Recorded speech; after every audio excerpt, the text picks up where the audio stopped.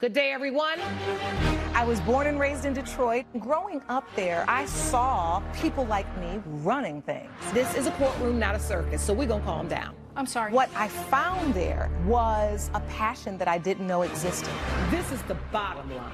I'm excited to free fall into the limitless possibilities with we the people. So many are fearful of the law. They think it's something that works against them. I think you need to begin to accept responsibility for your mistakes. We are the people. Banner McGavin claims he was blindsided when he was abruptly fired from his job as a church bagpiper.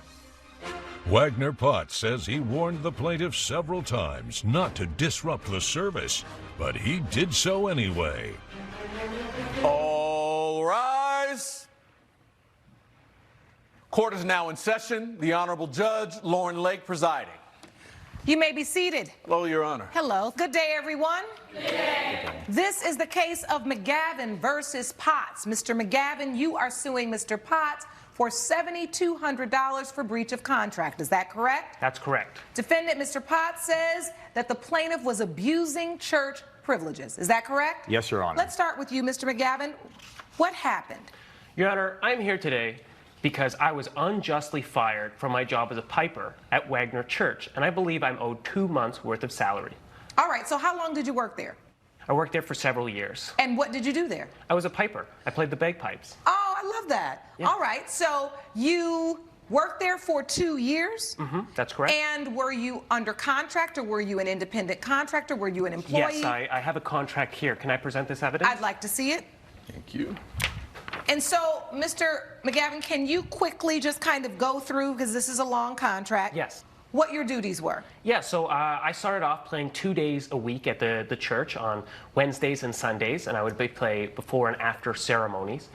Saturdays were added because Wagner asked if I could go to funerals with him and play. So it was 3 days a week. I was paid $300 a day, $900 a week. So $300 per day, $900 per week. That's correct. And then you're supposed to perform 30 minutes before and after Mass. That's correct. And the agency has a right to dismiss the client if the above is not met. All right, Mr. Potts, I'd like to go to you. So you hired Mr. McGavin to play in the church. Yes, Your Honor. All right. He worked there for 2 years. Yes, Your Honor. All right. And so tell us about the nature of his employment. He came in very friendly, very personable. He was wearing pretty much what he's wearing here today. We started conversing, having conversations. He mentioned he plays the bagpipes. That got me interested. So one day he came, played the bagpipes. Super exciting, and I decided to have him join our church 2 times a week.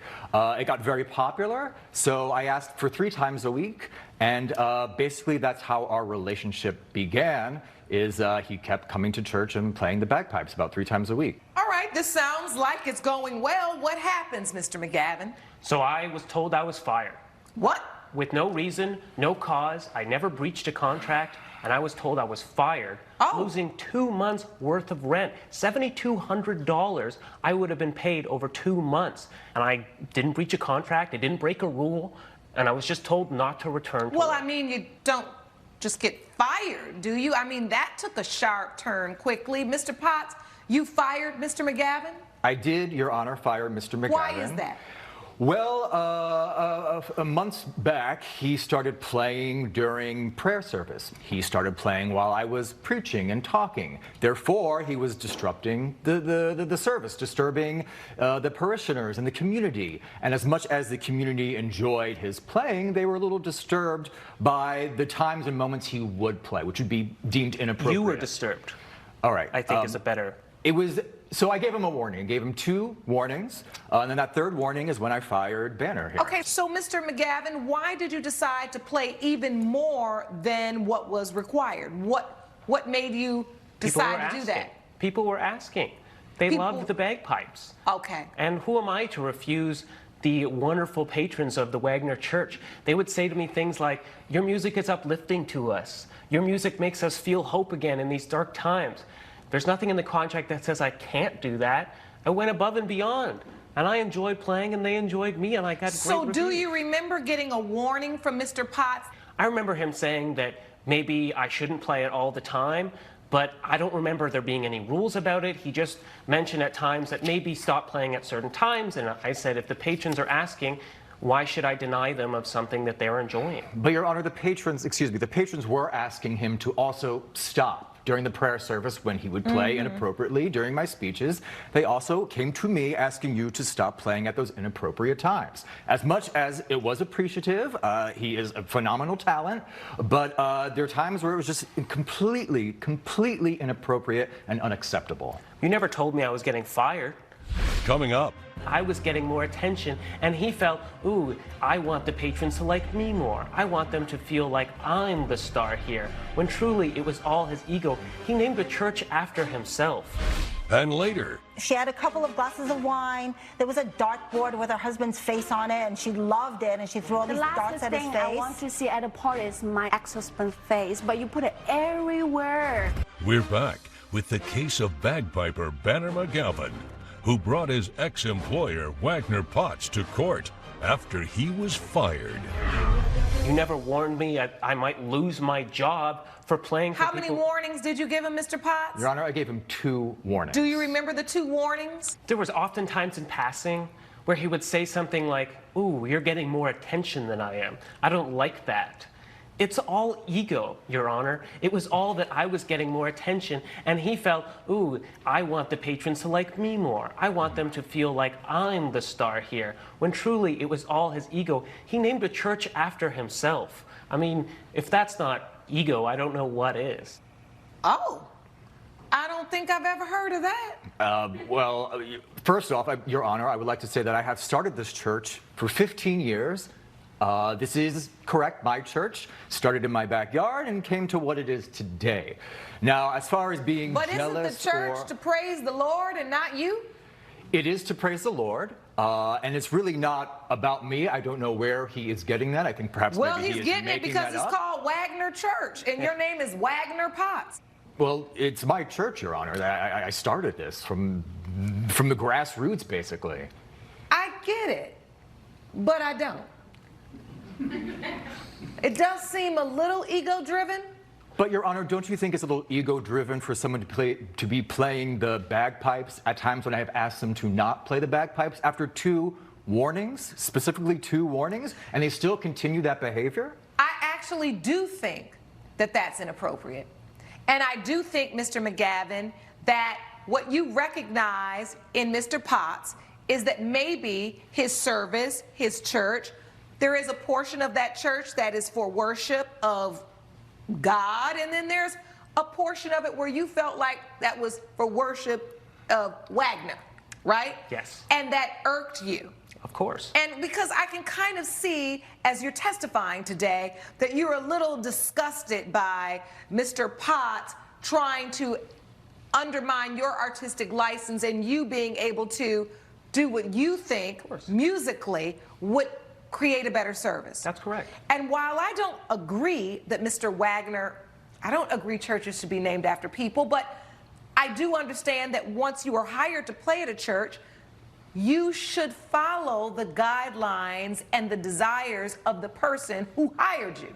So if they say to you, hey, don't play at this time, what does it serve you to just not play? It's not your church, it's not McGavin Church. So what does it serve you to just say, okay, I won't play. I'm only contracted to play this much anyway. That's all they're paying me for. Well, Your Honor, when I got hired, the idea of working there and being at that church was to make people happier and to bring some light in the dark times and to make their lives better. And you could do that before and after service like he asked you to do. But they asked for more. Okay, but it's not their church. Did you get requests for him to play more?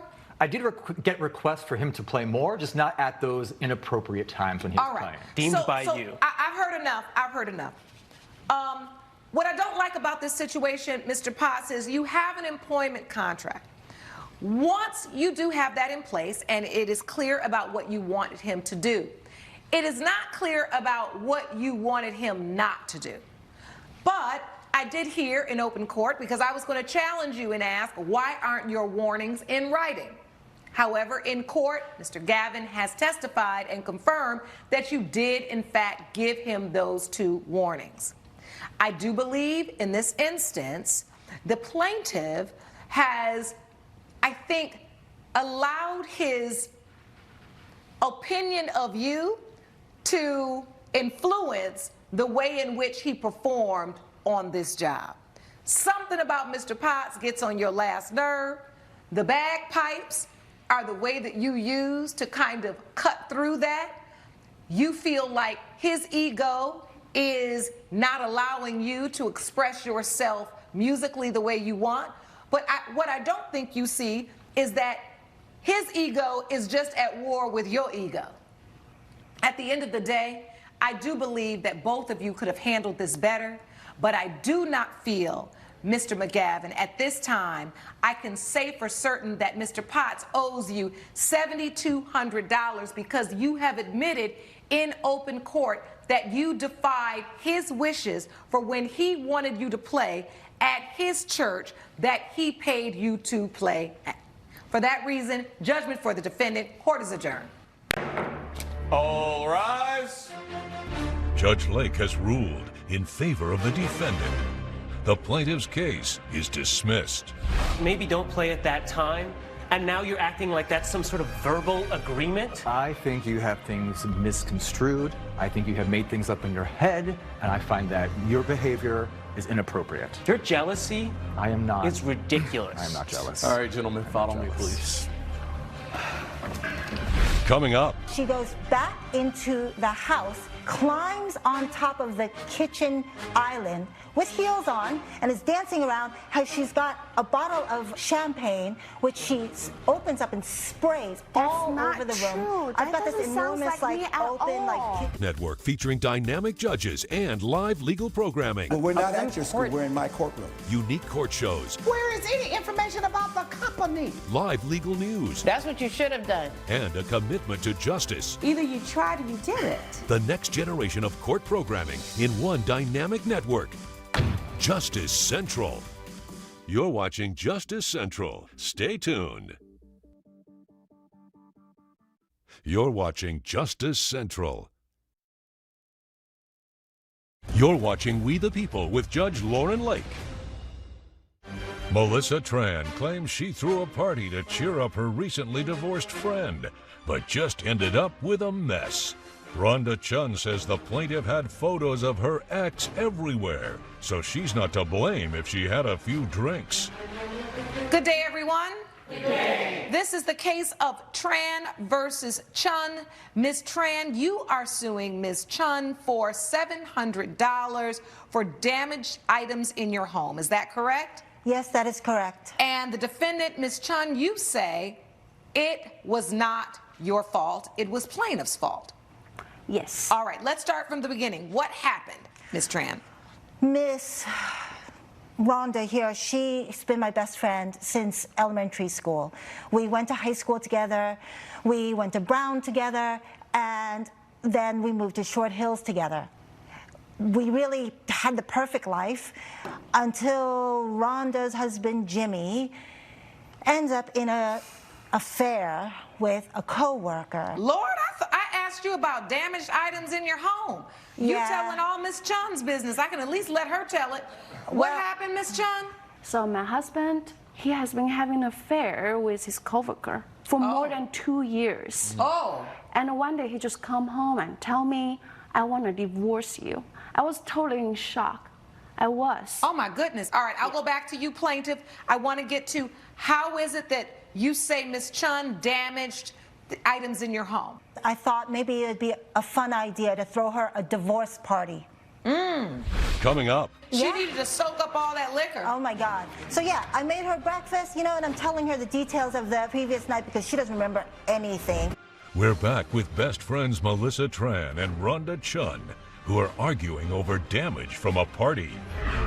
So you had the divorce party and you had it at your home? Yeah, so at first it was great. She had a couple of glasses of wine. There was a dartboard with her husband's face on it, and she loved it, and she threw all The these darts last at his thing face. I want to see at a party is my ex-husband's face, but you put it everywhere.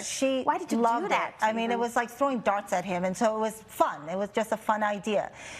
And she moved from drinking a couple of glasses of wine, to drinking some liquor. And wine before liquor, never sicker.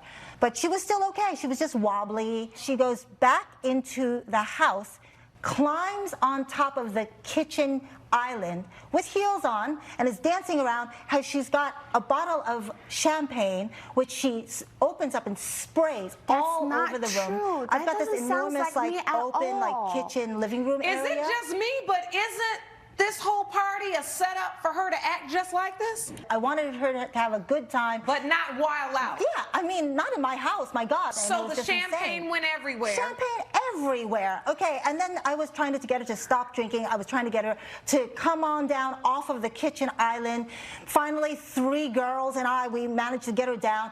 I put her on the couch, and by then she was like kind of woozy and wobbly. So I thought, okay, she's just gonna sleep it off. It's gonna be good.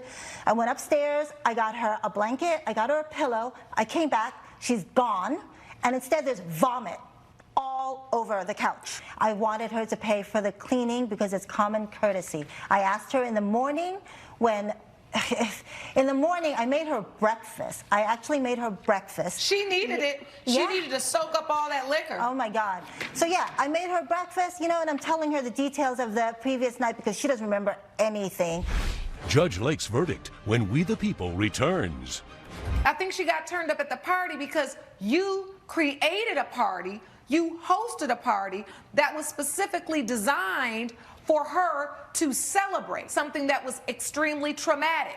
So over-drinking is probably something that someone could reasonably assume would happen. From there, vomit is something that happens usually after someone overdrinks. And what was interesting to me as I was writing down all the things you said she did, you never said eat. And I said to myself, yup, isn't that just how it happens? I do not see so much damage that would be outside the scope or unreasonable given the circumstance and the type of party you threw. Cleaning up cushions, these are things that you take responsibility for if you're throwing a party. Now, had she jumped up on your draperies and swung from that and ripped them down and done something completely out of pocket, maybe then I could say she owes you for drapes. But when you have guests over and you're serving alcohol and you're not stopping anyone from drinking, if someone throws up, unfortunately, that's your responsibility. With that said, judgment for the defendant. Court is adjourned. All rise. Judge Lake has ruled in favor of the defendant. The plaintiff's case is dismissed. I just can't believe that you went that overboard. That was just wild. I just got divorced for 6 months. I mean, how should I thought I feel? knew you. I thought I knew you.